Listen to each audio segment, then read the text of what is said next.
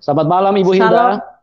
selamat malam Pak Pendeta Yusuf. Selamat Ya, apa malam kabar buat Ibu? pemeriksa semua. Baik Pak, Ya, puji Tuhan. puji Oke, Bu Tuhan. Hilda, ini teman-teman sudah sangat banyak untuk mendengarkan kesaksian Ibu, bagaimana kasih kuasa dari Roh Kudus yang dinyatakan sehingga Ibu yang tadinya tidak percaya atau mungkin tergolong orang yang anti kepada Tuhan Yesus.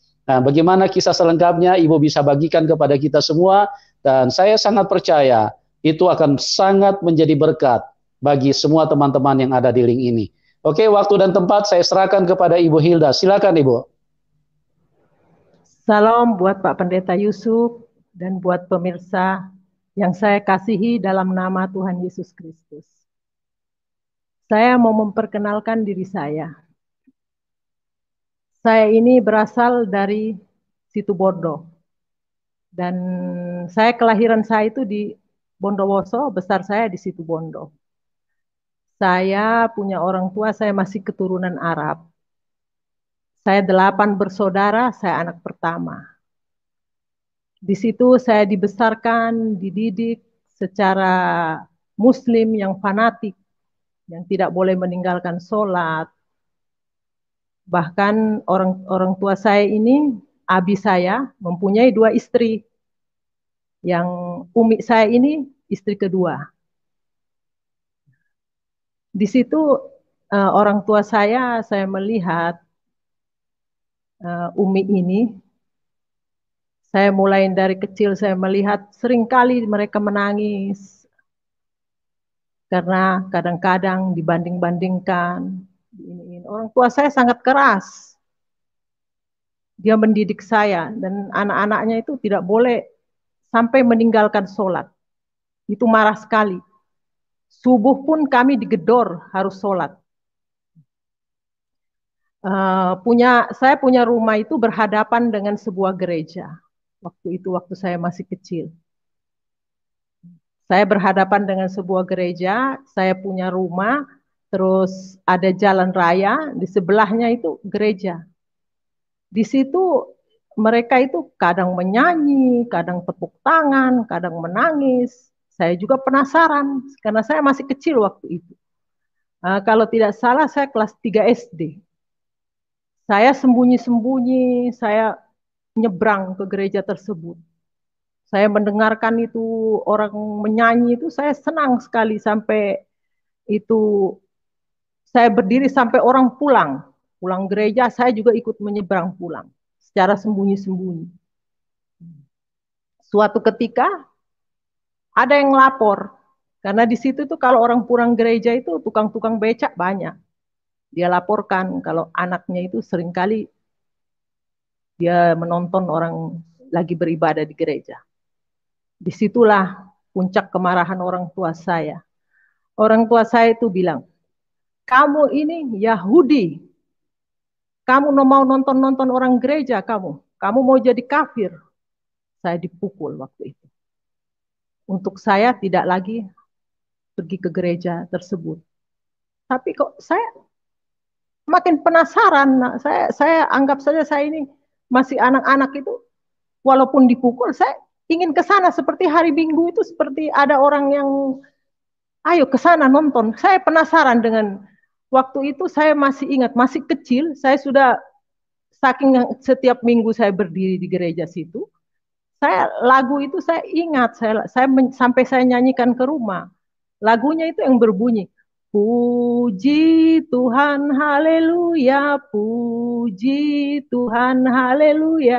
Saya itu tidak mengerti, namanya masih anak-anak, jadi saya pulang ke rumah saya nyanyikan. Saya di kamar tuh saya menyanyi.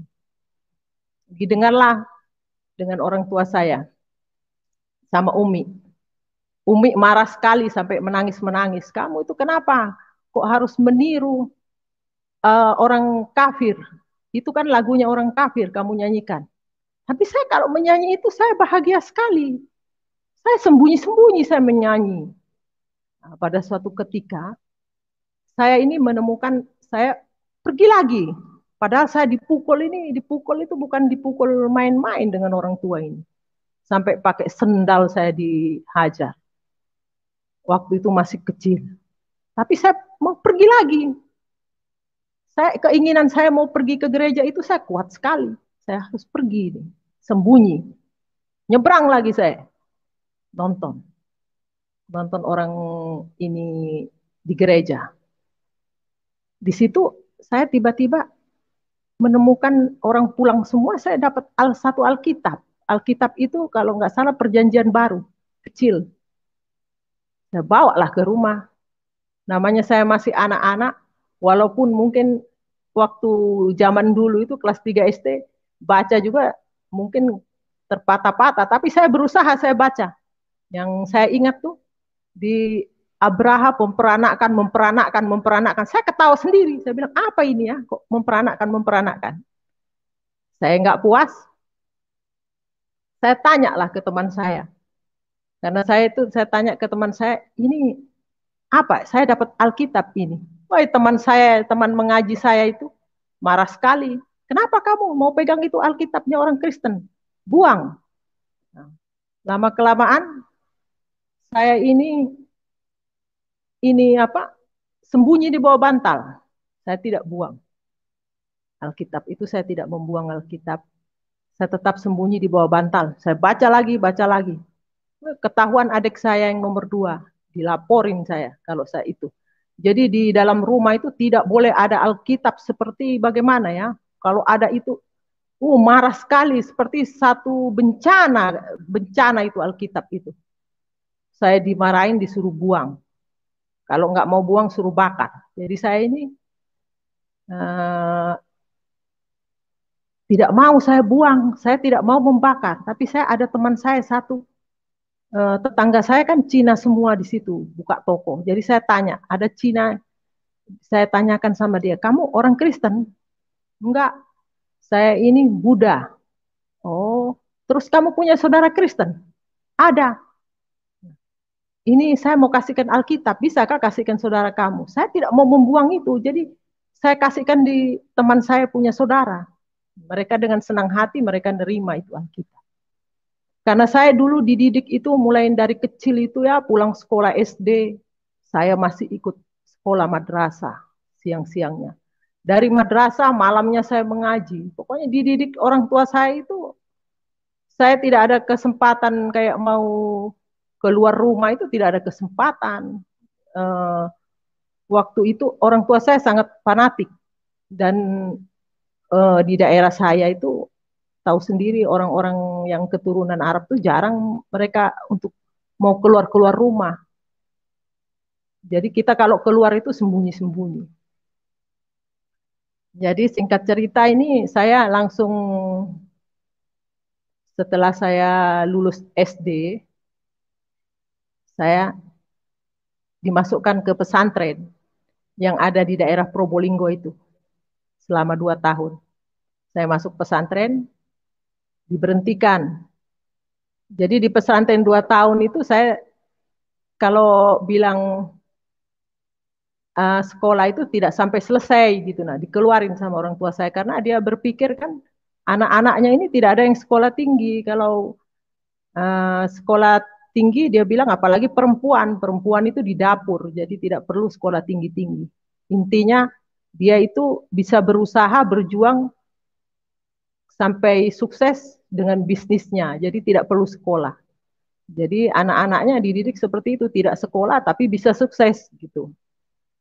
Jadi kami ini anak pertama dari ini, tapi orang tua saya itu kalau di antara saudara itu mungkin saya yang paling sering dipukulin itu. Yang paling sering dipukul karena saya mungkin waktu masih kecil itu saya tidak membantah, tapi saya ya itu seperti tadi. Dilarang saya menonton orang gereja, saya pergi menonton. Pergi ke gereja sana. Terus setelah saya lulus dari pesantren, enggak lulus, belum lulus, kelas 2 tahun saya di pesantren, saya pulanglah ke rumah. Pulang ke rumah, dia seperti biasa sudah saya di rumah saja, tidak kemana-mana. Kenallah saya dengan seorang Madura, laki-laki Madura. Itu pun ketahuan saya dipukulin karena untuk suku yang keturunan Arab itu harus dia harus menikahnya dengan orang Arab, tidak boleh untuk menikah, apalagi walaupun sesama Muslim itu tidak boleh, harus ada keturunan. Jadi saya dipukul sama orang tua saya. Dipukulin itu bukan main, saya dipukulin. Pakai selang saya dipukul. Saya paling sering dipukul dengan orang tua itu. Nah, habis itu setelah saya dipukulin, sudah saya berhenti, sudah enggak lagi saya berteman sama itu yang orang Madura itu. Nah, lama singkat cerita itu karena tetangga saya ini, ada satu tetangga saya ini orang dari NTT, Cina NTT. Di situ banyak cowok-cowok orang NTT. Nah, banyak sekali itu cowok-cowok orang NTT. Disitulah saya mengenal yang pujaan hati saya ini, yang sekarang. Terus ini saya kenalan dengan yang sekarang menjadi suami saya berkenalan di situ. Dia beragama Kristen. Orang tua saya marah sekali, saya tidak boleh berkenalan dengan orang-orang yang tidak seagama dengan saya. Dan di sebelah saya itu, saya punya teman. Satu teman saya itu orang Cina. Dia sangat akrab sekali, dekat dengan saya. Di situ saya mempengaruhi dia itu untuk mengikut saya. Karena yang teman saya itu bersaudara itu ya, satu yang Cina itu ada yang beragama Muslim, ada yang beragama Kristen. Dua orang ini taat, dia ke gereja, sering ke gereja. Tapi yang satu teman saya ini tidak pernah dia ke gereja. Jadi saya ini sudah mulai pengaruhin. Kamu ikut saya sudah masuk Islam. Karena tidak ada agama yang diridoin itu, yang paling benar itu hanya Islam, saya pengaruhin. Dia itu karena dia tidak pernah ke gereja, dia tidak mengenal firman, dia percaya sama saya. Saya bawalah ke abi saya. Abi saya juga ngomong seperti itu. Akhirnya dia boleh bergaul karib dengan saya karena dia mau mengikut saya. Saya ajak terawih dia, saya pinjemi mukena, dia pergi. Hari Jumat saya ajak ke masjid. Walaupun mungkin perempuan itu tidak wajib ke masjid, tapi saya pergi ajak dia, saya mau melatih dia untuk dia mengikuti saya beragama Islam. Nah, habis itu si teman saya yang Cina ini sudah mulai bergaul hari-hari dengan saya. Setelah hari-hari dengan saya, dia mulai masuk terawih itu, dia ikut saya terus setiap hari terawih dia ikut. Saya melatih dia untuk dia menjadi seorang Muslim. Tapi teman saya ya puji Tuhan, sekarang dia menikah dengan orang yang taat akan Tuhan. Waktu itu kan mungkin ya orang buta menuntun orang buta ceritanya. Seperti itu. Jadi kita sama-sama buta, sama-sama menuntun ke jalan yang ini. Sekarang dia ya puji Tuhan, teman saya itu menikah dengan orang yang setia dengan Tuhan. Makanya dia sekarang, kalau saya kadang-kadang saya teleponan, saya bilang saya mengingat masa lalu, dia ketawa. Dia katakan, orang buta menuntun orang buta. Di situ saya kalau mengingat itu. Nah, setelah saya ini ya ketemu dengan yang sekarang jadi suami saya ini, sebelum saya ketemu, orang tua saya itu bercerai. Saya sekitar umur belasan tahun sudah bercerai. Saya sudah besar, jadi pisah orang tua saya. Betapa ininya saya, 8 bersaudara, anak sudah besar-besar ditinggalin. Di situ saya melihat orang tua saya ini makin terpuruk, umi saya ini. Memang saya akuin orang tua saya masih memberi jaminan terhadap umi ini. Memberi jaminan ya itulah ala kadarnya, nggak sepenuhnya seperti waktu sama-sama itu. Di situ begitu ini saya mengenal setelah orang tua saya bercerai, Umi. Nah, saya berlanjut dengan yang ini yang cowok idaman saya ini. Ketahuanlah Umi ini, saya berpacaran dengan seorang yang bukan Muslim. Menangislah Umi untuk saya jangan berteman lagi dengan uh, cowok idaman saya ini. Di situ saya pusing setiap hari saya diomelin hanya karena laki-laki yang beragama Kristen ini. Setiap hari saya diomelin, dikafir-kafirin, segala macam. Mati, kalau mati kamu jadi eh, kayunya api neraka kalau kamu sama orang Kristen. Neraka jahanam kamu. Gitu. Dan di masa remaja saya itu, saya sering kali kalau hujan deras itu, saya sering membayangkan itu kematian. Saya dalam hati saya itu seperti ini. Kenapa kalau mati itu saya harus ada siksa kubur? Karena seringkali guru-guru mengaji saya itu bicara seperti itu. Nanti 7 langkah setelah dikubur, orang-orang malaikat mungkar nakir itu akan datang. Dia akan mempertanyakan kamu. Seperti kalau saya nggak salah, saya masih ingat itu. Seperti marabbuka, siapakah Tuhanmu? Wan nabiyuka, siapakah nabimu? Wal imamuka, siapakah imammu? Wal kiblatuka, di mana kiblatmu? Itu pertanyaan-pertanyaan seperti itu tuh sampai saya hafalin waktu itu. Saya bilang saya kalau mati saya yang penting saya bisa hafal. Tapi ya itu setelah saya dan tidak sampai di situ dulu. Tidak sampai hanya siksa kubur. Ada lagi yang satu rambut dibelah 7. Satu rambut ini dibelah 7, dibawanya neraka. Apakah saya bisa melewati itu? Nah, di situ yang menjadi saya rasa ketakutan. Kalau saya sudah hujan deras, saya ketakutan. Saya membayangkan hanya kematian itu. Saya bilang ini mati kita, disiksa kita. Belum kita di neraka, dikubur pun sudah disiksa. Ada siksaan kubur yang sangat menakutkan. Tapi saya percaya orang-orang yang dari seberang itu ya, yang dari seberang yang sudah bertobat mungkin juga punya pikiran yang sama seperti saya. Karena itu untuk anak-anak itu baik lewat guru-guru mengaji itu seringkali diajarkan seperti itu.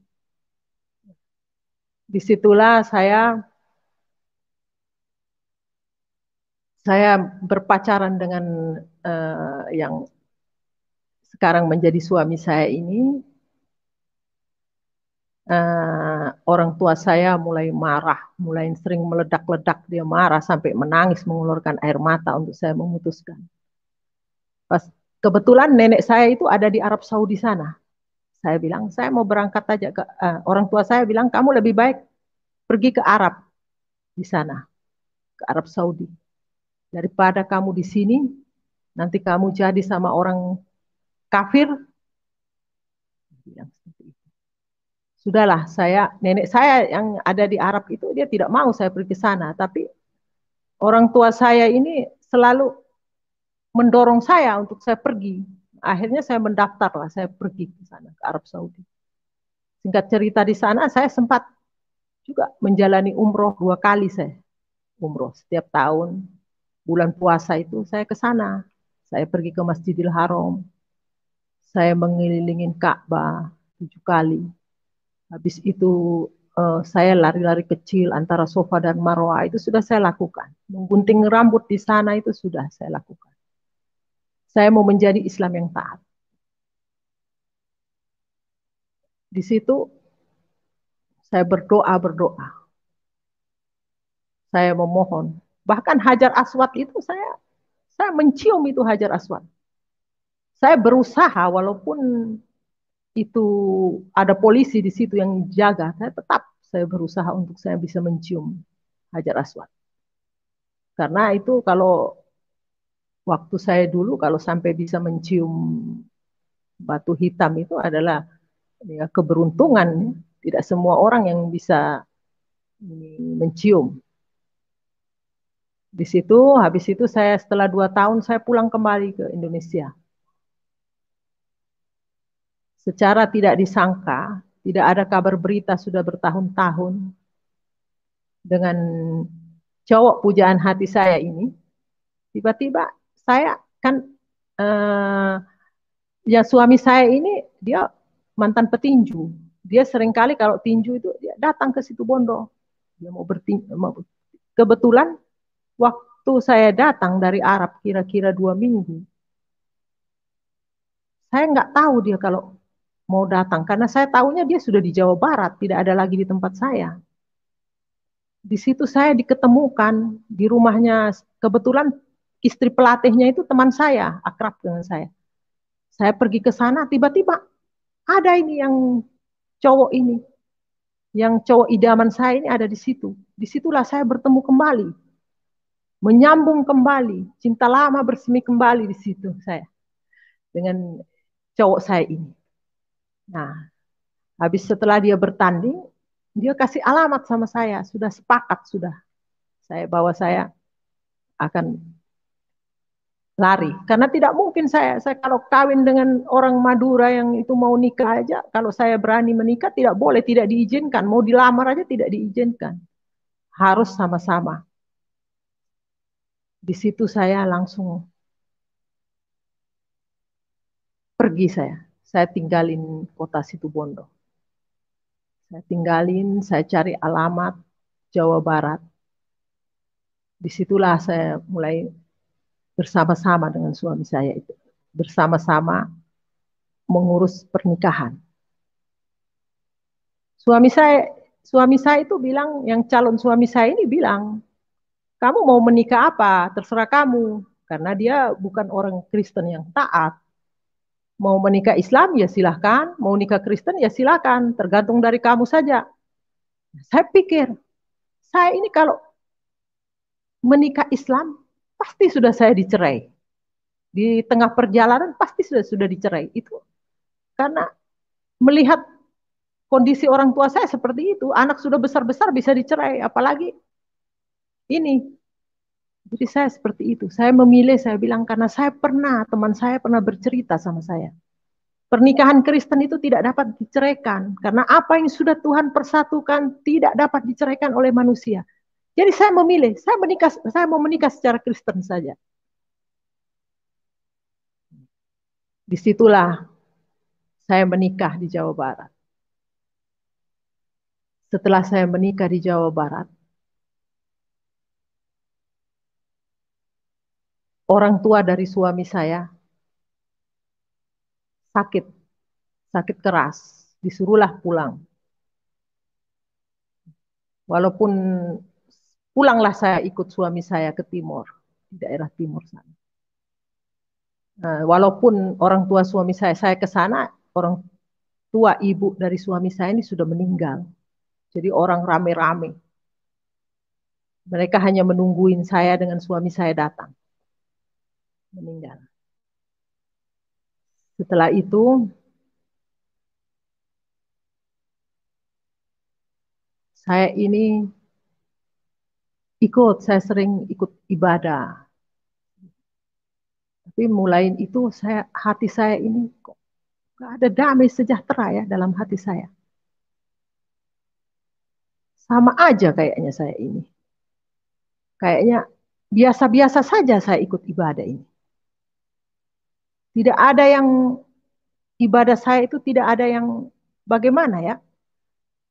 Seperti saya masuk pergi ibadah itu dengan pulang itu sama saja. Tidak ada yang firman itu menyangkut di saya juga enggak. Saya biasa-biasa saja. Bahkan saya bingung lagi. Saya bingung. Apa ya saya ini kok ada patung ya. Bingung di situ saya. Apa saya harus menyembah patung? Saya bertanya lah dengan suami saya. Kenapa kok harus ada patung? Kita berdoa kok harus menghadap ke patung. Itu lambang, bukan kita menyembah patungnya, tapi itu lambang. Sebuah lambang. Itu pun saya tidak, masih bingung. Ah, lambang kok patung gitu. Sampai saya ini ingin sekali kembali ke agama saya yang semula.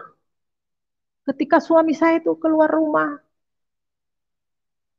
saya mulai ikut sholat. Karena saya pernah di Arab Saudi itu tanpa mukena, kain panjang pun bisa saya lilit menjadi mukena. Jadi saya di kamar itu saya sholat. Sholat. Saya mau kembali lagi. Saya nggak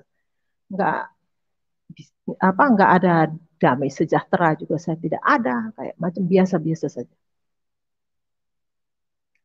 Disitulah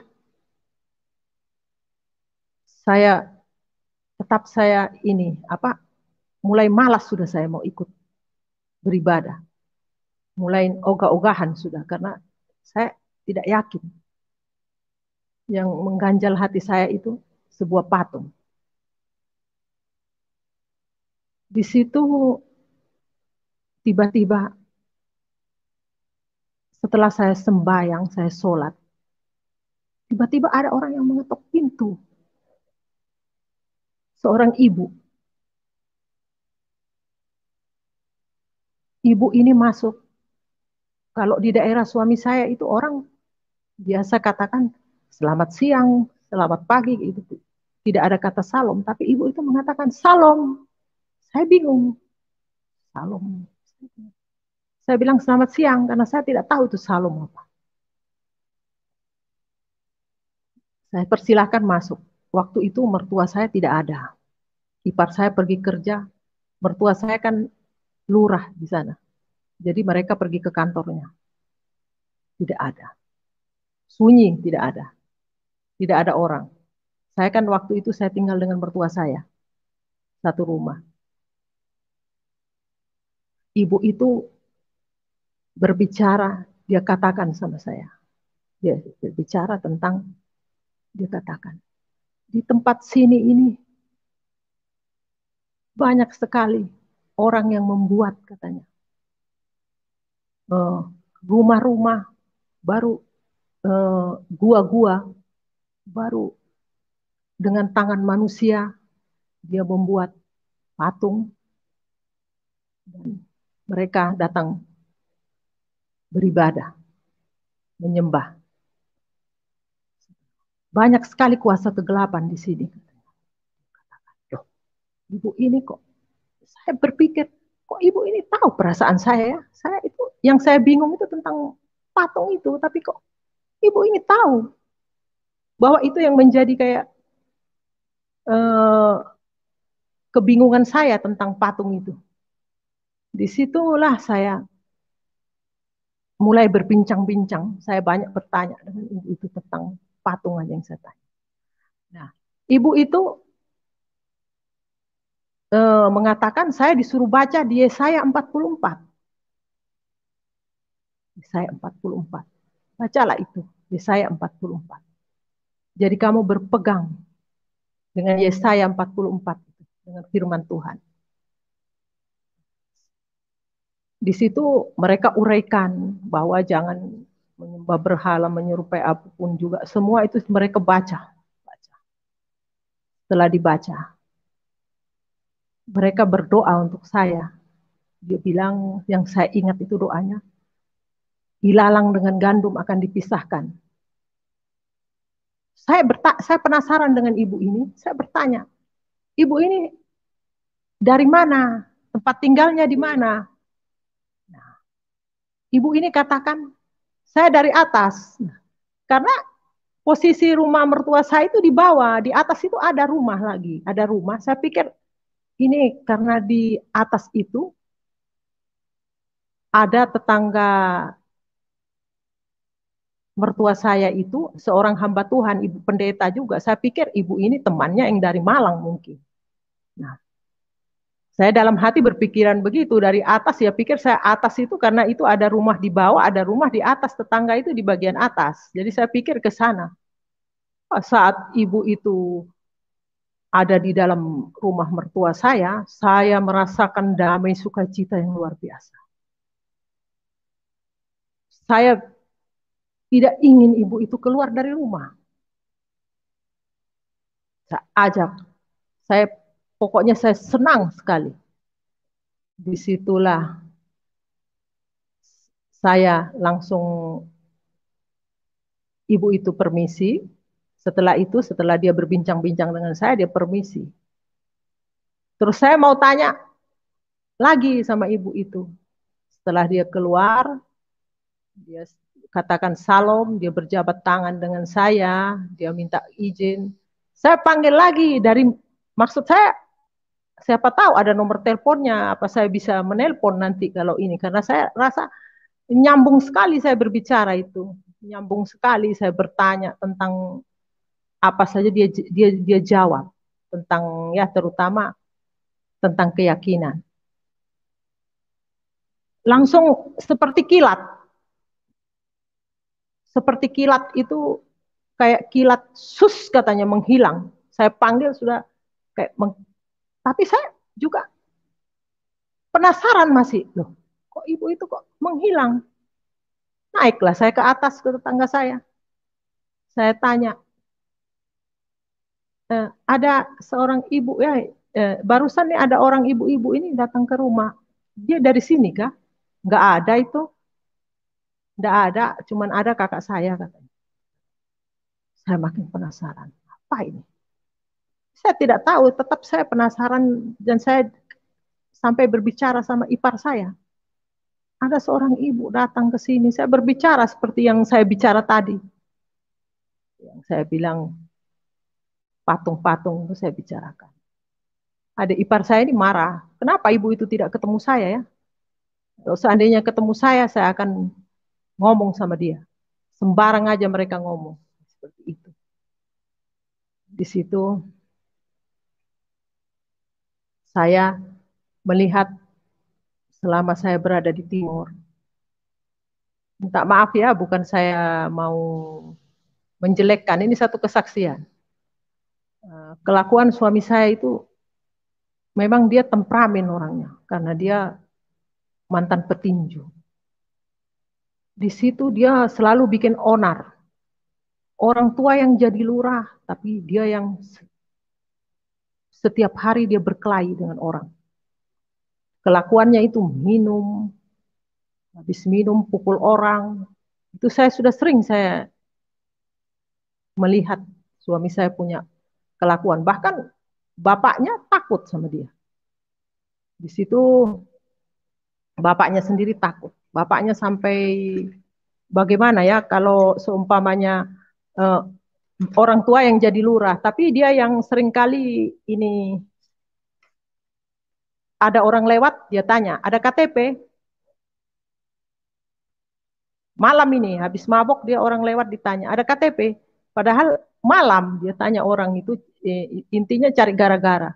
Nggak ada, langsung dipukul orang itu.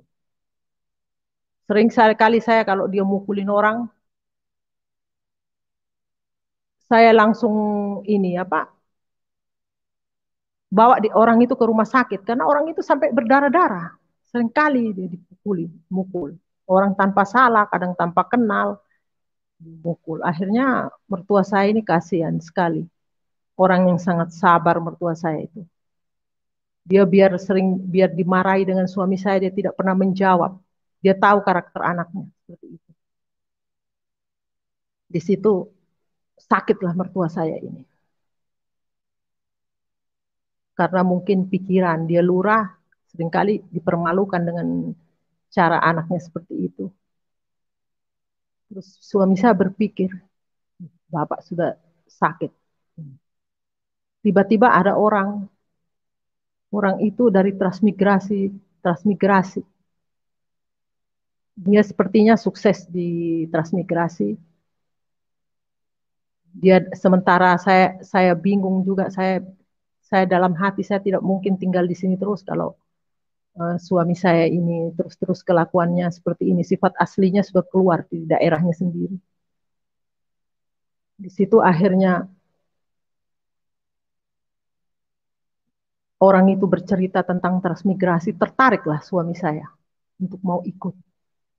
Saya bilang, ya ayo sudah kita merantau, saya bilang. Daripada di sini kasihan juga Bapak, saya bilang. Kasihan juga dengan adik-adik, karena adiknya itu tidak boleh salah. Kalau salah, main tangan terus, main tangan. Di situ saya merantau. Nah, saya melahirkan dulu, melahirkan anak kedua, karena melahirkan anak kedua, meninggal, 15 hari saya pergi merantau. Saya melahirkan anak kedua itu, anak saya meninggal. Saya pergi merantau. Merantau ikut transmigrasi. Sampai di Kupang, di situ saya bertemu lagi dengan seorang hamba Tuhan, orang Arab. Saya ketemu di situ. Ada satu orang ajak saya ibadah, saya ketemu orang Arab, seorang pendeta. Saya dalam hati, ternyata bukan saya sendiri ya, yang keturunan Arab. Ada lagi, laki-laki lagi, dia masuk Kristen.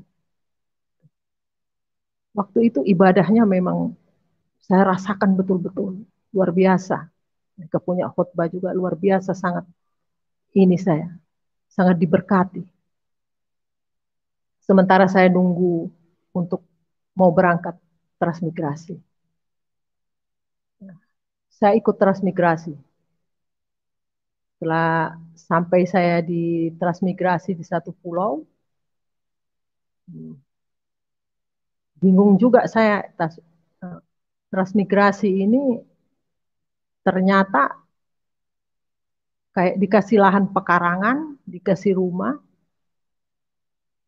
Suami saya sudah mulai bingung. Dia bilang, ini kita ini kalau ikut transmigrasi ini kayak seperti gelandangan ya, padahal orang itu bilang enak-enak, ternyata kita kayak begini, kita dikasih rumah, dikasih lahan, disuruh kelola sendiri. Sementara saya dan suami saya ini tidak ada basic tani, tidak tahu. Cuman suami saya untungnya dia mengajak satu orang dari daerahnya itu, diajak, masih bujang, diajak untuk bersama-sama jadi pengikut saya.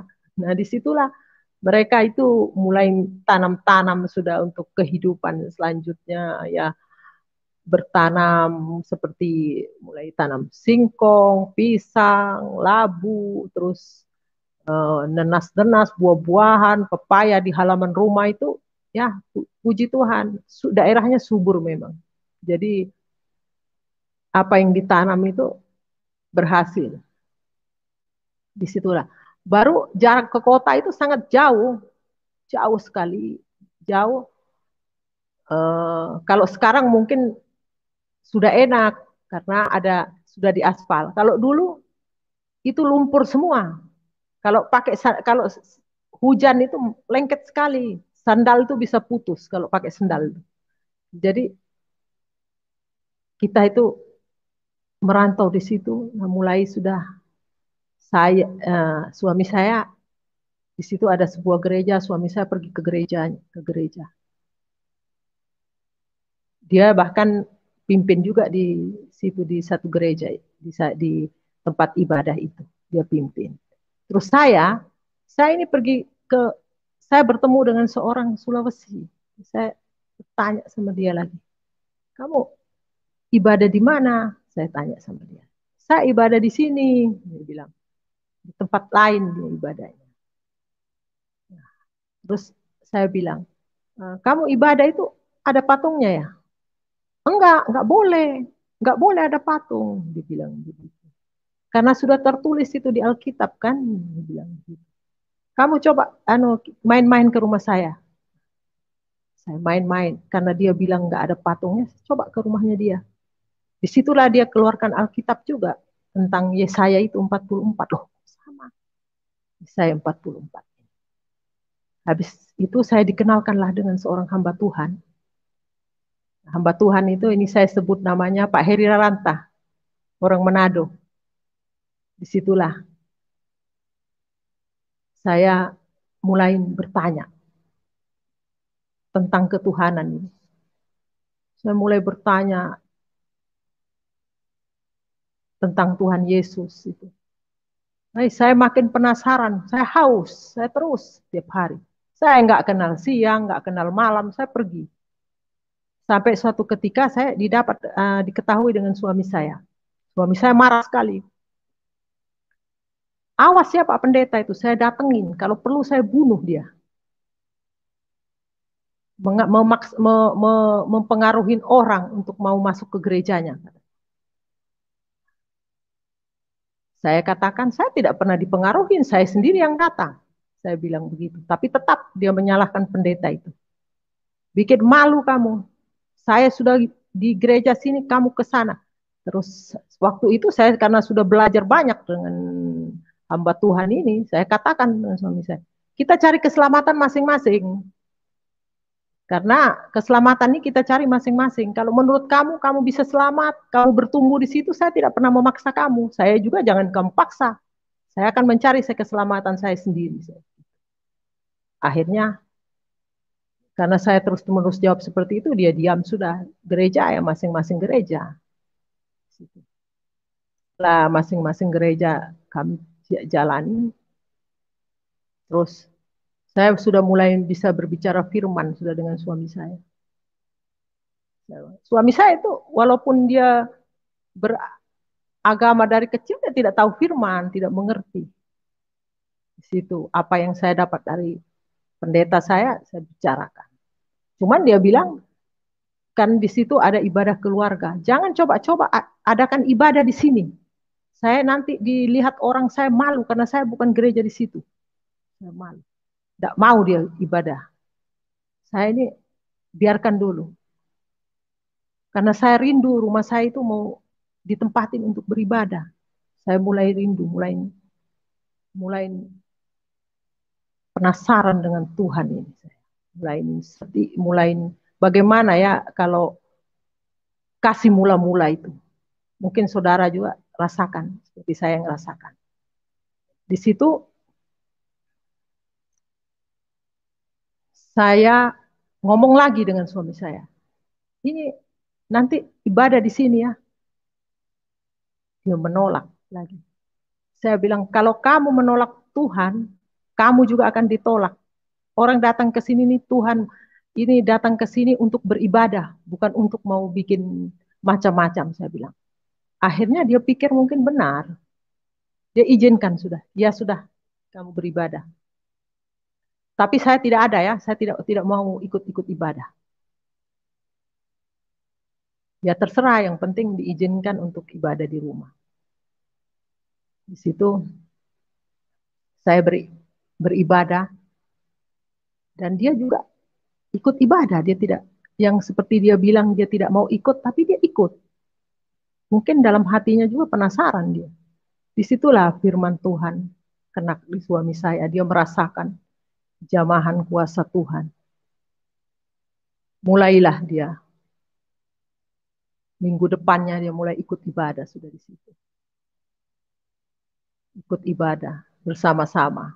Biar gelap-gelap malam kami itu dengan pakai senter malam-malam itu kami pergi ibadah. Bawa anak-anak kami untuk beribadah. Nah, habis itu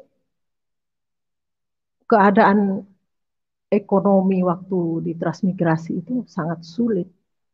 Beras yang satu karung 60.000 waktu itu. Jadi naik 125. Itu langsung orang-orang itu, banyak orang-orang itu makan singkong. Mereka itu tidak makan nasi karena beras sudah naik. Sedangkan uang pemasukan tidak ada. Banyak di sana tanaman, tapi untuk mau jual ke kota, pembelinya tidak ada. Kalau mau jual ke kota, itu mobil tidak mau bawa. Karena kadang-kadang kalau sudah macet di jalan itu sampai berjam-jam, orang dorong mobil baru bisa jalan. Dan itu tunggu kering dulu karena tidak ada pengerasan juga tidak ada. Itu. Jadi tidak laku tanaman itu untuk dikonsumsi sendiri. Bahkan pisang-pisang itu, pisang bermacam-macam pisang, tapi kami ini makan kan terbatas. Kalau satu kali masak, semuanya masak. Jadi taruh di samping rumah itu ayam yang makan. Pisang itu bertandan-tandan itu ayam yang makan.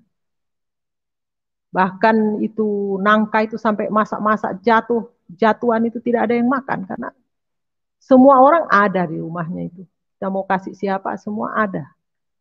Jadi kalau untuk tanaman itu banyak. Nah, setelah itu saya ini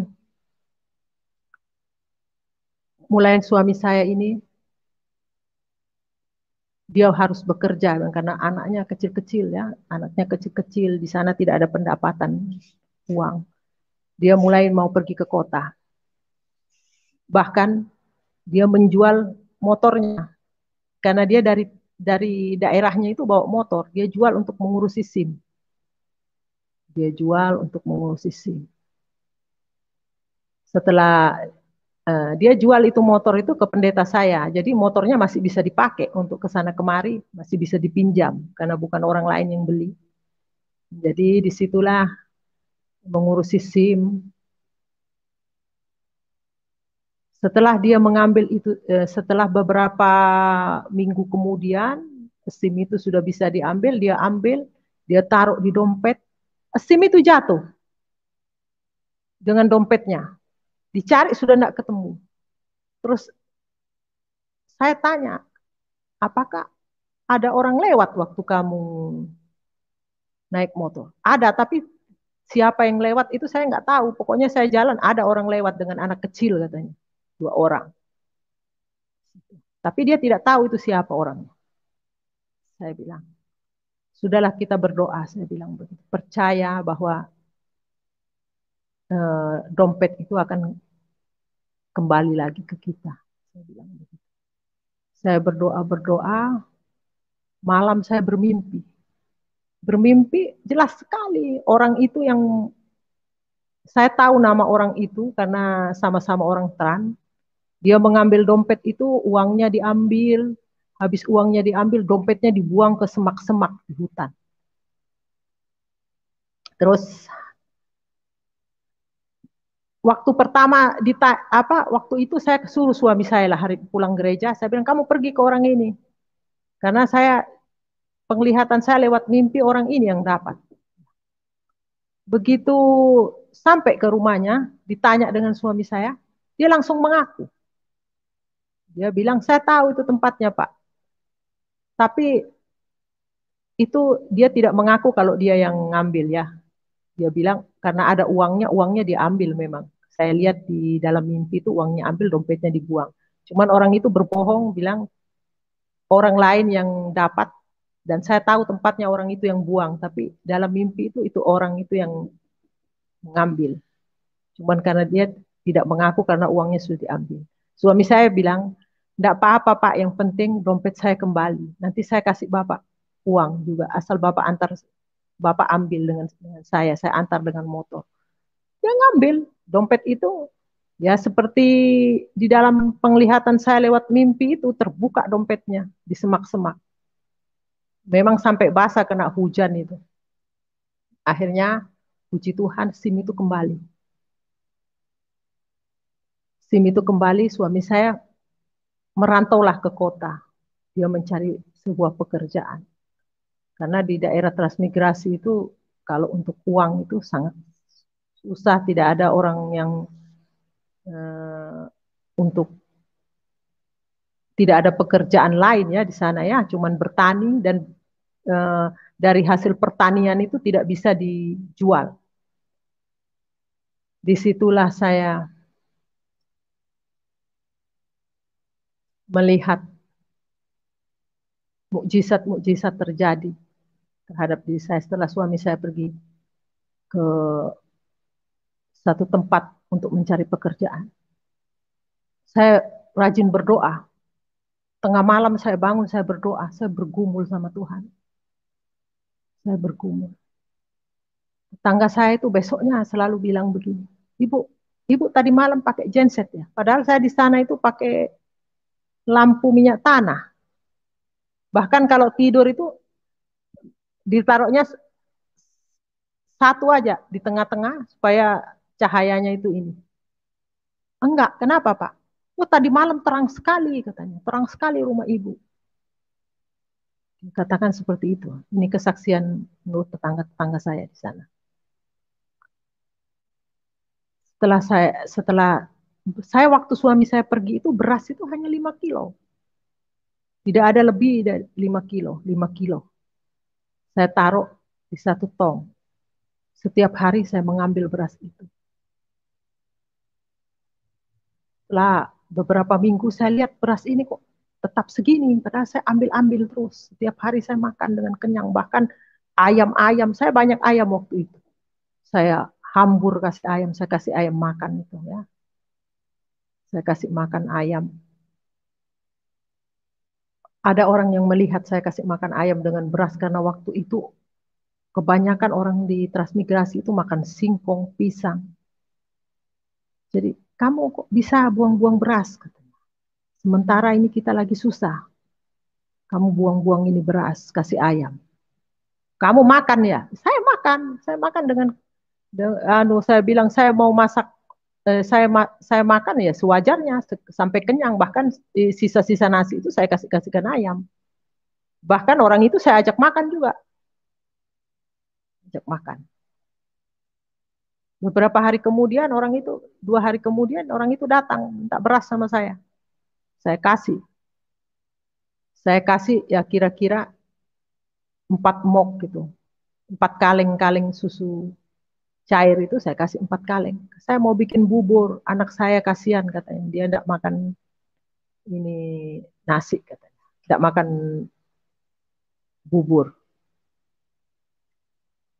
Tidak ada beras, dia bilang. Nah, berjawa sampai 2 bulan, beras itu tetap saja.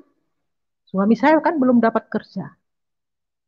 Beras itu tetap, saya ambil, tetap tidak berkurang. Saya masak, bahkan saya kasihkan orang, tetap segitu. Dia tidak bertambah banyak, tapi tetap posisi yang 5 kilo itu. Di situ saya rasakan mukjizat, luar biasanya Tuhan. Baru ini kali saya merasakan mukjizat yang sangat luar biasa. Di situ saya, kebetulan pendeta saya ini pulang Manado waktu itu. Datang dari Manado, saya bercerita dengan pendeta saya. Memang pendeta saya katakan memang tidak ada yang mustahil kalau kita berserah benar-benar kepada Tuhan. Kalau kita melekat sama Tuhan, tidak ada yang mustahil. Disitulah saya merasakan mukjizat yang sangat luar biasa. Beras 5 kilo dimakan sampai 2 bulan lebih.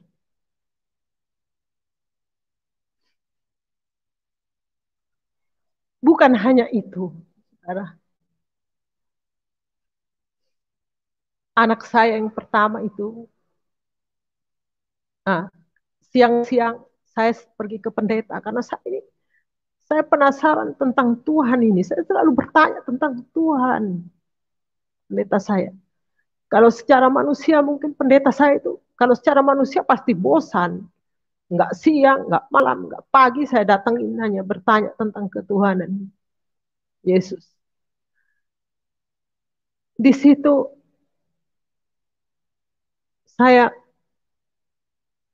sementara saya bertanya, saya bertanya tentang ketuhanan Yesus. Anak pertama saya lagi memancing dia pas di halaman rumah itu, di belakang itu ada sungai yang biasa dia memancing, sering dapat ikan di situ. Kira-kira waktu itu anak saya kelas 2 SD. Tapi sudah pintar dia memancing. Tapi dia juga rajin sekolah minggu. Setelah itu saya di Pak Pendeta, saya pulang, saya mendapati anak saya ini seperti ketakutan, dia masuk dalam rumah, demam badannya. Saya tanyakan sama anak saya, kenapa kamu kok kayak ketakutan? Saya melihat belalang berkepala manusia botak. Nah, di depan rumah saya itu ada ada pohon ubi tahunan itu. Dia hinggap di situ. Saya lihat itu terbakar itu, pohon itu, daun-daun itu layu. Terus saya bilang dalam nama Yesus saya bilang. Terus terbakar di situ, Mama katanya. Disitulah saya lihat Memang daun itu layu. Jadi iblis ini tidak suka ketika saya bertanya-tanya tentang Tuhan, maka anak saya yang mau diserang. Tapi untungnya anak saya itu sekolah minggu, jadi diajar untuk menengking kalau ada sesuatu. Di situ saya melihat kuasa-kuasa Tuhan yang sangat luar biasa di daerah transmigrasi. Akhirnya setelah suami saya datang ini ya, 2 bulan, 2 bulan dia datang, 2 bulan lebih dia datang ke daerah transmigrasi. Dia membawa ya sembako berupa beras, bahkan apa snack-snack makanan anak-anak dari hasil gajinya dia yang kerja. Dia sudah mendapatkan pekerjaan, dia pulang, sudah mendapatkan hasil. Disitulah saya melihat beras itu saya ambil sudah mulai berkurang. Pendeta saya katakan, Tuhan itu tahu pada saat ini berkat yang sudah disiapkan lewat pekerjaan suami ibu di situ, itulah yang berkat yang Tuhan kasih. Jadi beras itu sudah mulai berkurang. Sampai saya kadang bercanda dengan pendeta saya. Kalau seandainya tetap mukjizat terjadi seperti itu, maka saya tidak akan pernah membeli beras. Saya katakan begitu, saya bercanda. Tapi pendeta saya katakan, Tuhan itu maha tahu. Setelah itu, saya mengikuti suami saya ke kota karena dia sudah mendapatkan pekerjaan. Saya mulai ikut sudah. Saya mulai menyewa rumah yang sangat sederhana. Karena waktu itu gaji suami saya masih kecil, saya menyewa rumah juga kecil. Di situ pertama saya pindah ke kota, habis pindah dari kos satu ke kosan yang satu lagi. Saya mau cari yang lebih besar lagi, yang agak layak. Jadi mulai suami saya gaji meningkat, saya mulai lagi cari tempat yang agak besar supaya saya lebih nyaman saya tinggal. Di situ saya berdoa lagi, Tuhan, ketiga kali jangan sampai saya ini menyewa lagi Tuhan. Ketiga kalinya saya punya tempat tinggal sendiri Tuhan. Walaupun itu gubuk-gubuk Tuhan, saya tidak mau menyewa. Saya katakan sama Tuhan seperti itu. Apa yang terjadi? Memang betul. Tuhan kasih. Tuhan kasih. Waktu itu saya tidak punya uang untuk mau membeli rumah. Kok saya mau menyewa, tiba-tiba temannya yang orang DPR ini beli saja itu. Ada orang mau jual tanah ke dia, tiba-tiba dia bilang suruh saya yang beli. Sementara saya tidak punya uang. Akhirnya saya akan nanti saya akan berikan uang itu sekian. Saya bilang saya masih cari tambahannya ini. Berapa lagi saya harus cari tambahannya? Tiba-tiba ada lagi DPR 1 karena tahu saya mau beli rumah, suami saya bercerita, dikasih lagi. Saya hanya menambah sedikit saja sesuai dengan kemampuan saya yang ada di tangan saya uang. Saya menambah, disitulah saya punya tanah dengan rumah yang sederhana. Ya sesuai permintaan saya bilang gubuk, ya seperti gubuk-gubuk. Itu rumah pertama yang saya beli. Disitulah Tuhan kasih. Saya pindah dengan rumah sendiri sudah di kota. Karena saya bilang sama Tuhan ketiga kali, saya tidak mau menyewa lagi Tuhan. Saya mau punya rumah sendiri. Walaupun gubuk-gubuk, dan memang sesuai doa dijawab, saya dikasih gubuk. Rumah yang sederhana, saya dikasih, yang saya dapat tinggal beberapa tahun di situ. Ya sepuji Tuhan, itu sudah saya mengucap syukur sama Tuhan atas semua kebaikan Tuhan. Pada tahun 2000, saya sudah dibaptis dengan suami. Saya sudah mengikut Tuhan Yesus. Setelah saya dibaptis, saya mulai setia sama Tuhan. Ya, lewat kesaksian-kesaksian, saya perorangan. Dulu belum ada live seperti ini, jadi saya kesaksian. Keperorangan. Di situ ada beberapa jiwa yang sudah diselamatkan. Ada orang dari Manado sana yang sudah masuk ikut suaminya, masuk ke Muslim. Dan dia terkena penyakit leukemia. Saya katakan kembali, Tuhan Yesus adalah dokter di atas segala dokter. Karena sakitnya yang sangat parah, dokter itu menyuruh dia itu untuk mencuci darah. Sementara dia tidak mampu untuk mencuci darah karena dia hanya berkebun saja. Jadi satu hari dia semaput itu berkali-kali. Berkali-kali semaput. Sudah tidak ada kalau secara manusia dia itu tidak dapat sembuh. Bahkan dia itu sudah diruqyah berkali-kali. Menurut dia. Tidak bisa. Akhirnya saya suruh kembali, dia kembali. Dia kembali, suaminya masing-masing agama. Anaknya juga tetap dia katakan suaminya, kamu tidak apa-apa, kamu mau kembali, tapi saya dengan anak saya tidak akan ikut kamu. Tapi saya dengan sabar, saya datang. Saya bawa hamba Tuhan yang sekarang sudah almarhum, Bapak Siagian. Saya datang, walaupun saya tidak kenal panas, tidak kenal hujan, saya datang. Kalau saya ajak bicara, suaminya itu tidak pernah menyaut. Diam saja. Saya tidak tahu maksudnya apa, dia mau ikut atau tapi saya berbicara terus sama suaminya. Saya terus berbicara tentang firman, tentang kesaksian saya. Pada akhirnya mereka sekeluarga sudah diselamatkan. Puji Tuhan. Itu semua karena kemurahan Tuhan. Ada lagi satu orang Arab dari Kupang. Maaf saya tidak sebut nama ya. Orang Arab itu dari Kupang. Dia bertemu dengan teman suami saya.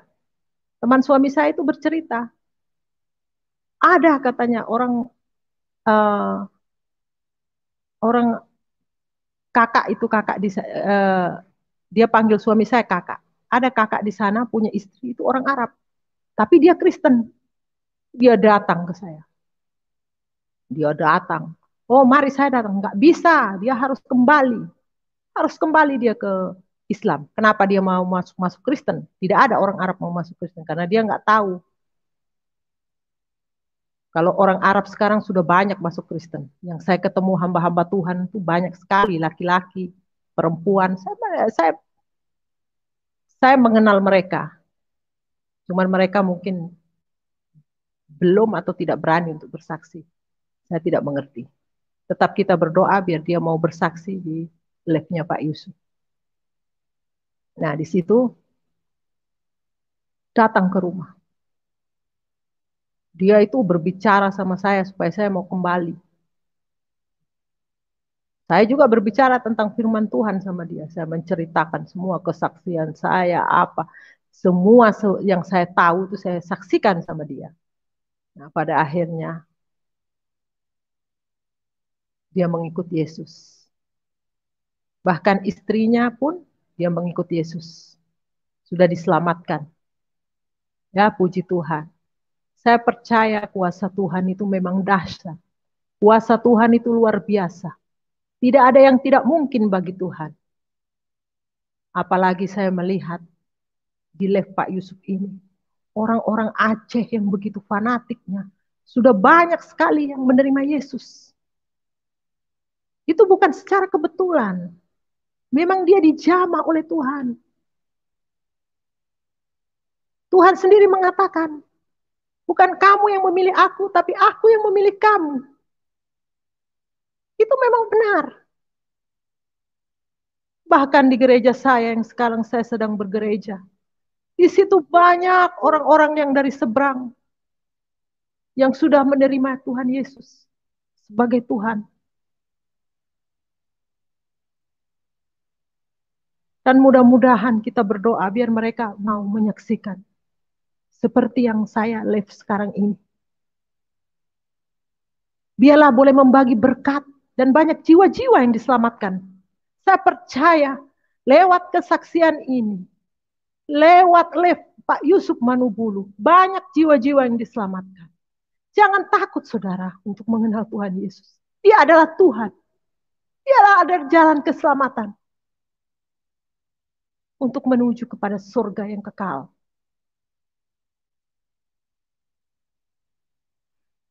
Saya sangat berterima kasih saya mengenal Tuhan Yesus.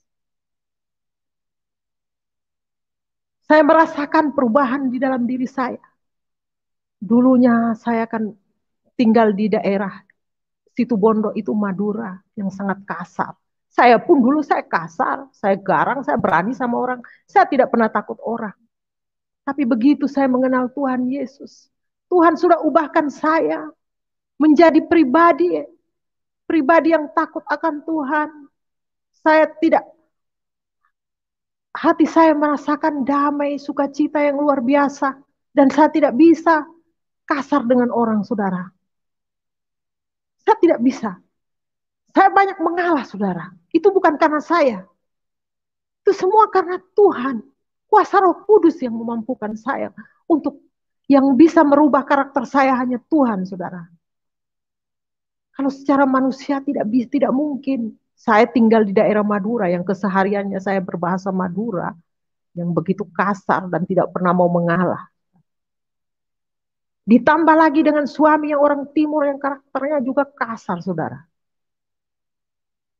Mana mungkin kalau bukan Tuhan Yesus saya bisa berdamai dengan diri sendiri bahkan dengan orang lain, saudara.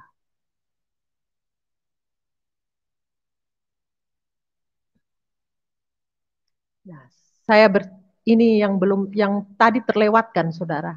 Saya tahun 2006, saya sempat pulang ke Situbondo. Ini yang terlewatkan. Minta maaf, saudara. Ini mungkin sudah ini.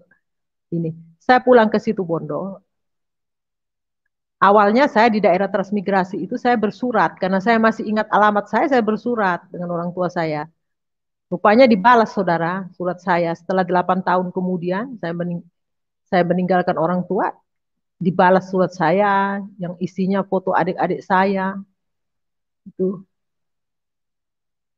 Di situ saya dapat berkomunikasi karena saya dikasih nomor telepon rumah. Dia menyuruh saya pulang. Tahun 2006 saya sempat pulang ke Situbondo, saudara, menemui Umi ini. Tapi dengan Abi saya tidak bertemu. Karena Abi juga sudah pernah menurut saudara saya itu mengancam. Bahkan mengutukin saya. Lebih baik kelihatan kuburannya daripada dia hidup. Saudara saya katakan seperti itu. Jadi kalau kamu ditunggu pulangnya saja ya nanti. Kamu kalau pulang, Abi sudah siap. Mau membunuh saya. Katanya. 2006 saya pulang. Ya puji Tuhan. Tuhan lindungi saya. Saya sempat beribadah di daerah Penarukan, saudara. Sempat beribadah di sana. Saya berhubungan sudah baik dengan Umi. Setelah itu saya pulang kembali. 2 tahun kemudian Umi ini meninggal. Sebelum meninggal saya katakan, saudara, waktu sakit-sakit, saudara. Saya bilang, kalau saya bilang Yesus pasti tidak percaya. Saya bilang berdoalah kepada Isa, Umi. Isa adalah dia dapat menghidupkan orang mati, orang sakit, orang buta, dapat menyembuhkan. Mintalah kepada Isa. Tapi saya tidak tahu apakah dia meminta karena saya ini istilahnya tidak bersama-sama. Jadi komunikasi saya dengan orang tua perempuan itu sudah baik. Setelah beberapa tahun kemudian itu, baru mereka mau menerima saya. Bahkan dia mendoakan saya. Dia nelpon sama suami saya. Saya titip anak saya. Jaga dia baik-baik. Kamu, mudah-mudahan kamu bahagia mendapat rezeki yang banyak. Dia katakan seperti itu, dia mendoakan. Saudara. Terus saya waktu pulang ke situ Bondo, adik-adik saya itu ya baik-baik saja sama saya. Setelah saya pulang, umi saya ini menelpon saya, dia menangis. Menangis. Dia katakan begini, kan adik saya itu yang sudah kawin menikah sama orang Arab, dia katakan seperti ini. Kenapa kamu terima Ida itu? Nanti yang lainnya itu, kan ada adik saya yang bungsu belum menikah. Nanti yang lainnya ikut-ikutan masuk Kristen. Dia bilang begitu. Kenapa diterima? Karena kalau saya ini kalau pulang diketahui dengan orang-orang di situ, orang-orang bahkan keluarga orang-orang Arab, itu orang tua saya pasti sudah diserang, tadi omongin yang enggak sudah. Jadi harus pulang dengan sembunyi-sembunyi saya. Pulang ke Jawa. Ya, puji Tuhan saya bertemu orang tua saya. Adik-adik saya yang menikah dengan orang Arab ini, yang perempuan-perempuan ini tidak pernah berkomunikasi dengan saya, dia tidak mau. Dia katakan saya kafir. Dia tidak mau.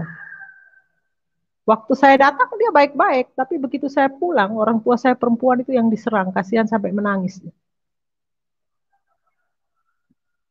Dan sampai sekarang, ya ada yang baik sama saya, yang saya punya adik laki-laki itu, dia seringkali menelpon, tapi hanya batas menelpon saja. Dan ada lagi adik saya, laki-laki 2 orang, dia bilang saya pengen ke sana, lihat kamu ke sana. Ya, yuk datang ke sini. Tapi kalau saya ke sana, nanti sama tetangga-tetangga jangan bilang saya saudara ya. Nanti saya tidak enak. Saya katakan, oh, kok dia mau datang, tapi sedangkan tetangga saya di sini, walaupun dia beragama lain, baik semua sama saya.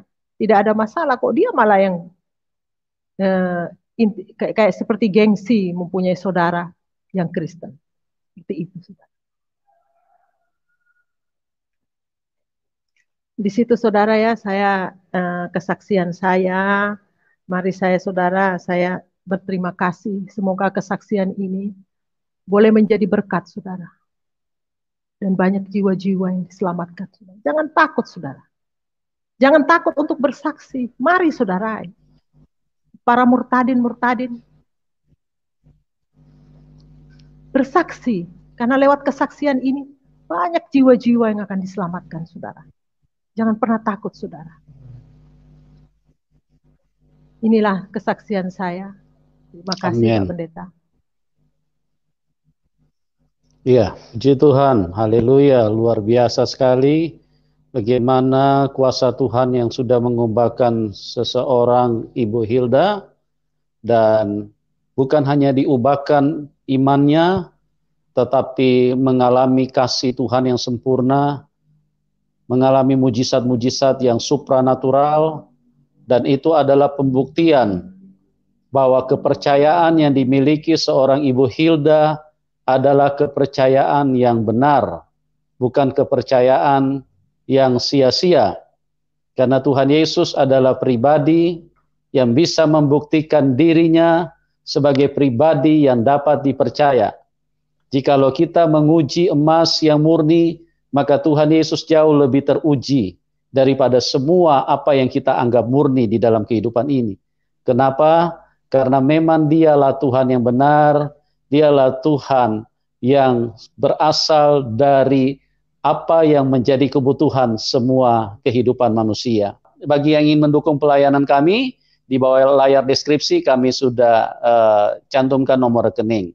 Dan sekali lagi kami menyampaikan terima kasih kepada Ibu Hilda yang sudah begitu luar biasa memberikan kesaksian yang sangat memberkati, yang sangat membangun kepada teman-teman yang hadir pada malam hari ini. Bahkan video Ibu akan ditonton oleh lebih banyak orang lagi. Dan kami berdoa Ibu, Tuhan yang menjadi sumber kekuatan, pengharapan, sumber kehidupan akan terus memperkaya Ibu, akan terus memberkati Ibu, dan akan terus membuat Ibu semakin maju untuk bisa menyelamatkan banyak jiwa-jiwa yang terhilang. Oke Ibu, terima kasih, dan Tuhan Yesus memberkati Ibu, dan juga Tuhan Yesus memberkati semua teman-teman yang ada di link ini. dan salam kemenangan buat kita semua. Amin.